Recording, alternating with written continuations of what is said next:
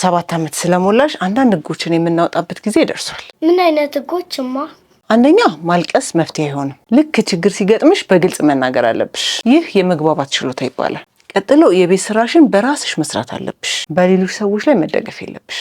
ይሄ ራስን መቻል ይባላል። መጫወቻዎችሽን ከተጫወትሽ በኋላ አስተካክለሽ ማስቀመጥ አለብሽ። ይህ ደግሞ ስርዓት ይባላል። መጥፎ ቃላትን መጠቀም በፍጹም የተከለከለ ነው። ይህ ደግሞ ክብር መስጠት ይባላል። ስህተት ስትሰሪ በቅንነት ይቅርታ መጠየቅ አለብሽ። ይህ ደግሞ ኃላፊነትን መውሰድ ይባላል። የምታውቂውን ሰው ስታገኚ ሰላምታ መስጠት አለብሽ። ይህ መልካም ጸባይ ይባላል። እናትና አባትሽን በቤት ውስጥ ስራ ማገዝ አለብሽ። ይህ መረዳዳት ይባላል። ግራ ሲገባሽ ወይም እርግጠኛ ካልሆንሽ ዝም ከማለት ይልቅ መጠየቅ ነው ያለብሽ።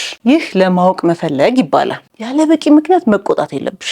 ይህ ስሜትን መቆጣጠር ይባላል። በየቀኑ አዲስ ነገርን ለመማር መሞከር አለብሽ። ይህ ማደግ ይባላል። እሺ እማዬ፣ በደንብ ገብቶኛል። ጎበዝ የኔ ልጅ።